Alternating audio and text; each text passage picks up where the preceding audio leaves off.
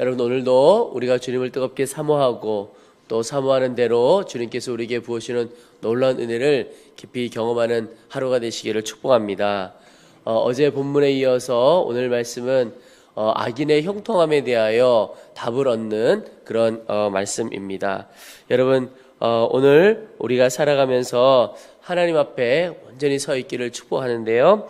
오늘 말씀에 보면 먼저 오늘 16절 보시면 내가 어쩌면 이를 알까 하여 생각한즉 그것이 내게 심한 고통이 되었더니, 악인의 형통함이 주님을 믿는 자에게 깊은 고통이 되었고 고민이 되었던 것을 보게 됩니다. 여러분, 악인의 형통함뿐만 아니라 우리가 이 땅을 살아가면서 겪는 여러 가지 일들 중에 우리가 다 이해되어지지 않는 일들이 있습니다. 그런데 그런 일을 겪을 때 신앙인들 중에 내가 이해되지 않는 일 가운데 그냥 아무런 생각도 아무런 질문도 하지 않고 그냥 넘어가는 분들이 있습니다. 그런데 저는 할 수만 있다는 표현이 좀 그렇긴 한데요. 하나님 앞에 끊임없이 질문하고 하나님 앞에서 답을 구하는 인생이 되었으면 좋겠다 하는 생각을 갖습니다. 책 중에 회의하는 용기라고 하는 책이 있습니다. 그 책은 우리가 모여서 회의를 잘해야 된다 이런 뜻이 아니고 영적으로 거룩한 질문, 거룩한 의심이라고 하는 표현도 할 수 있겠는데요. 이 하나님 앞에서 내가 이해되어지지 않는 것을 그냥 넘어가는 것이 아니라 하나님 앞에 하나님, 이 일은 제가 이해가 되어지지 않습니다. 왜 이런 일이 생겼고 어떻게 이런 일이 일어날 수 있습니까? 라고 하나님 앞에 질문하며 살아야 된다라고 하는 것입니다. 제가 신앙생활 하면서 하나님을 더 깊이 알아가고 우리 인생의 해답을 얻어가는 길이 무엇이 있을까 보니까 하나님께서 주신 말씀을 많이 읽고 또 하나님의 말씀을 읽으면서 또는 내가 인생을 살아가면서 겪는 일 가운데 하나님 앞에 질문을 하는 것입니다. 그냥 그저 가만히 있는 것이 아니고 하나님, 왜 이 일이 일어났고 도대체 어떻게 해서 이런 일이 일어났으며 이렇게 하나님 앞에 질문을 많이 하게 되는 것이죠. 우리가 악인이 형통하는 것에 대해서도 우리가 상식적으로는 이해하기가 어려운 일이죠. 하나님, 왜 이런 일이 일어났습니까? 그런데 이런 질문을 할 때 사실 우리 가운데 고통이 있습니다. 또 고통이 있기에 질문하게 되어지는 것이죠. 이해가 되어지지 않고 내가 받아들이기가 너무 어려운 것입니다. 어떤 사람들 중에는 받아들이기 어렵고 이해되어지기가 어려운 일 때문에 믿음을 떠나는 경우가 있습니다. 근데 그러면 영영 하나님께 돌아오기 어려운 겁니다. 내가 하나님을 떠나지 않고 하나님께 질문하는 일이 너무나 중요합니다. 여러분, 오늘도 우리가 살아가는 중에 겪고 경험하는 여러 가지 일들 중에 다 이해되어지지 않는 일들이 있죠. 그럴 때 그것을 회피하지 말고 고통스러워도 하나님 앞에 질문하며 나아갈 수 있게 되기를 축복합니다. 주께로 나아갈 때 주님이 해답을 주시리라고 믿습니다. 오늘 17절에 보면 악인의 형통함에 대하여 이 사람이 해답을 얻게 되는데 하나님의 성소에 들어갈 때야 그들의 종말을 내가 깨달았나이다. 여러분, 우리 모든 인생의 질문에 대한 해답은 어디에서 오느냐? 하나님 안에서 해답이 오게 됩니다. 그러니까 하나님과의 관계를 어떻게 가지냐에 따라 그가 해답을 얻게 되는 겁니다. 오늘 이 시편 기자가 해답을 얻은 것, 악인의 형통함에 대하여 해답을 얻은 것이 어디냐? 하나님의 성소에 들어갈 때야. 하나님의 성소에 들어간다 이 말은 하나님과 깊은 관계 속에 들어가고 하나님 안에서 내 인생의 질문에 대하여 온전한 해답을 얻게 된다라는 것이죠. 하나님의 성소에 들어간다. 하나님과 깊은 관계를 맺는다. 여러분, 이러한 삶을 살 때 우리 가운데 영적인 안목이 열려지게 되는 것입니다. 그전에는 똑같이 일어나는 일이었지만 그냥 육신의 눈으로 보기에 현상만 보았어요. 껍데기만 보았어요. 그런데 그 뒤에 진리를 보게 되고 하나님의 역사, 하나님의 뜻을 보게 되는 것이죠. 여러분, 이 일이 우리 가운데 일어나면 괜찮습니다. 살아갈 힘이 있는 겁니다. 악인의 형통함에 대한 답을 얻게 되면 이 사람도 악인의 형통함에 대해서 내가 어떻게 대하며 살아가야 될까 길을 알게 되는 것이죠. 오늘 보면 하나님의 성소에 들어갔는데 그 악인의 형통함에 대하여 그들의 종말을 내가 깨달았다, 이렇게 표현하고 있습니다. 어제도 우리가 말씀을 잠깐 나누었지만 이 시편 기자가 하나님과의 관계 속에 하나님 앞에 더 질문하고 깊이 들어가면서 오늘이 다가 아니고 악인의 마지막을 보게 된 겁니다. 악인의 마지막이 어떻느냐? 18절 19절입니다.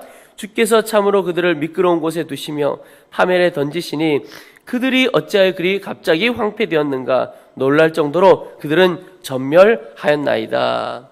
그러니까 오늘만을 바라보게 될 때는 오늘 이 곡식들 중에 가라지가 더 크게 자라가는 것처럼 그들이 지금 더 잘 되어 보입니다. 형통해 보입니다. 그런데 그게 괜찮은 길이 아니라는 거죠. 그들이 지금 사망의 길로 달려가고 있고 하나님께서 추수하시는 때, 하나님께서 심판하시는 때, 오늘 그들의 종말이라고 표현하죠. 그때 다 뽑혀 불에 던지고 하나님께서 다 황폐케 하시고 전멸하는 때가 오게 된다는 것을 그가 깨닫게 됩니다. 이 깨달음이 오니까 지금 오늘 악인이 형통하게 되는 것, 그것 부러워할 것도 아니고 오히려 긍휼함을 가지게 되는 것이죠. 여러분, 이 눈이 우리 가운데 열리기를 소망하는 것입니다. 악인의 형통함뿐만이 아닙니다. 그것에 대한 질문뿐만 아니라 우리 인생에, 우리의 삶에 살아가는 모든 질문에 대한 해답은 어디에서 오느냐? 하나님께로부터 답이 오게 되는 겁니다. 여러분, 오늘 이해되어지지 않는 일들이 있다면 하나님께로 나아가 질문하고 주님께 더 깊이 나아가게 되기를 축복합니다. 하나님께서 반드시 우리의 인생과 우리의 과정과 우리의 삶에 대한 해답을 분명히 주시리라고 믿습니다. 또 하나 오늘 우리가 기도할 것이 오직 주님을 신뢰하고 주님을 더욱 가까이 하는 삶이어야 한다는 것입니다. 오늘 23절에 내가 항상 주와 함께하니 주께서 내 오른손을 붙드셨나이다. 여러분, 인생에 대한 해답이 주님으로부터 오는 것과 마찬가지로 우리가 신뢰할 분은 오직 하나님 한 분이십니다. 우리가 정말 믿고 나아갈 분은 그분이시라는 겁니다. 왜 그렇죠? 24절에 주의 교훈으로 나를 인도하시고 후에는 영광으로 나를 영접하시리니, 우리의 걸음걸음을 인도하시는 분은 하나님이시기 때문에 그렇습니다. 그분이 우리의 오른손을 붙드시는 겁니다. 오늘 오른손을 붙드셨나이다. 이 말은 그 주님께서 우리의 손을 붙들고 걸음걸음 인도해 가신다 하는 것입니다. 여러분, 하나님은 우리의 인도자이신데 우리의 아버지가 되시는 분이십니다. 여러분, 아버지가 어린아이의 손을 잡고 걸음걸음 인도해 가는 것처럼 하나님께서 오늘 우리를 그렇게 인도해 가시는 겁니다. 이사야 말씀에 보면 하나님께서 우리 아버지가 되셔서 또 우리의 창조주가 되셔서 우리를 업고 걸어가신다, 이렇게 표현하고 있습니다. 여러분, 우리의 걸음은 하나님의 손에 있고 하나님께서 우리를 온전히 붙들어 가시는 것입니다. 여러분, 사실 우리는 바로 앞날도 잘 보지 못합니다. 바로 앞날 어떻게 되어질지, 어떤 길을 가야 할지도 알지 못합니다. 제가 신앙생활하면서 하나님을 섬기면서 하나님에 대하여 깨닫게 되는 것 중에 하나가, 하나님은 늘 마지막 목적지를 명확하게 보여주시고 가는 길을 명확하게 보여주시고 이리로 오라 또는 이 길로 오라 이렇게 말씀하시면 얼마나 편합니까? 여러분, 길을 알고 간다는 것은 마음에 편안함을 줍니다. 그런데 알지 못하기 때문에 두려움도 오고 염려도 오는 것이죠. 그런데 하나님은 늘 어떻게 인도해 가시느냐? 딱 한 걸음 앞만 보여주시는 것 같아요. 어떤 때는 한 걸음 앞도 잘 보여주시지 않는 것 같을 때가 많습니다. 그런데 하여튼 따라오라는 겁니다. 내가 데리고 가겠다는 겁니다. 인도하겠다는 겁니다. 그런데 그럴 때 보이지 않는 것 같지만, 목적지가 보이지 않고 길이 보이지 않는 것 같지만 하나님은 선하신 분이시고 걸음걸음을 분명히 인도해 주실 것이다. 그 믿음으로 믿음의 한 걸음을 딛는 이들은 하나님께서 계획하시고 하나님께서 목적하신 그 곳으로 들어가게 된다는 겁니다. 요단강을 건널 때가 딱 그랬습니다. 요단강 건널 때 홍해는요, 사실 홍해가 한 번에 쫙 갈라졌기 때문에 건너가면 되는 겁니다. 근데 요단강은 한 번에 딱 갈라지지 않고 한 걸음을 그 강 안으로 내디뎠을 때 위에서부터 내려오는 물이 멈추었다, 이렇게 표현하고 있습니다. 오늘 우리의 삶은 홍해와 같은 역사라기보다 요단강을 건너는 것과 같은 역사가 훨씬 많습니다. 그 말은 우리 눈에 다 이 물이 갈라져 있지 않는 것 같아도 하나님의 약속의 말씀을 믿고 한 걸음 내디딜 때 하나님의 역사가 일어나게 되는 것이죠. 여러분, 오늘 오직 주님을 신뢰하고 주의 손 붙들고 믿음으로 한 걸음 나아가 보시기를 축복합니다. 그것이 오늘 우리에게 복이 됩니다. 오늘 28절에 하나님께 가까이함이 내게 복이라. 내가 주 여호와를 나의 피난처로 삼아 주의 모든 행적을 전파하리이다. 여러분, 그 누구보다도, 그 어떤 것보다도 하나님을 가까이 하는 것, 이것이 우리에게 복이라고 하는 겁니다. 왜 하나님을 가까이 하는 것이 복인가? 오늘 이 앞에 악인의 형통함에 대한 설명에서도 다 나오는 것처럼 하나님 안에 있을 때 우리의 눈이 열려집니다. 분별이 되어지는 거죠. 이것이 사망의 길인지 생명의 길인지 어느 길로 가야 할지 분별이 되어지는 겁니다. 여러분, 이 눈이 열리는 것이 얼마나 축복인가. 근데 주님을 가까이 하는 자가 이 눈이 열려지게 된다는 겁니다. 여러분, 우리가 세상적인 지식과 세상적인 공부 많이 하는 것, 그거 좋을 수 있겠죠. 그런데 그것만으로는 부족하고 더 중요한 것이 무엇이냐? 오직 주님을 가까이 하는 것입니다. 그에게 영적인 통찰력을 하나님께서 부어주시고 영적인 분별력을 부어주십니다. 그것이 우리에게 복인 것이죠. 또 하나, 주님을 가까이 하는 것이 어떻게 복입니까? 하나님의 인도하심을 온전히 깨닫게 되어지는 것입니다. 우리가 이 세상에 늘 생명의 길이 있고 사망의 길이 있고 하나님의 인도하심이 있고 또 사단의 유혹과 시험이 있습니다. 늘 그 앞에 우리가 있게 되는 겁니다. 선택의 연속이고 갈림길의 연속 가운데 우리가 있습니다. 근데 그곳에서 어떤 것을 선택할 수 있느냐? 하나님의 인도하심, 하나님의 역사하심에 대하여 하나님을 가까이 하는 자가 온전히 깨닫게 되는 것이죠. 오늘 악인의 종말 마지막을 볼 수 있게 되었던 것처럼 그 눈이 열린다면 지금 내가 겪는 일로 인하여 일희일비하지 않게 되고 오직 믿음 가운데 더 굳건히 설 수 있게 되는 것입니다.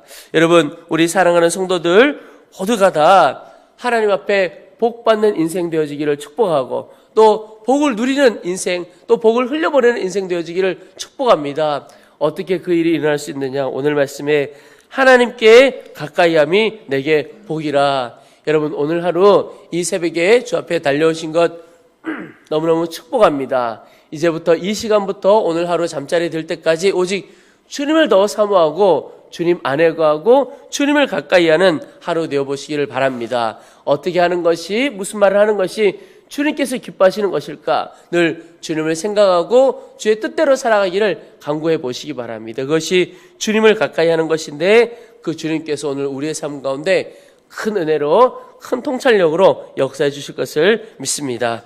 우리 이제 말씀을 붙들고 기도하겠습니다.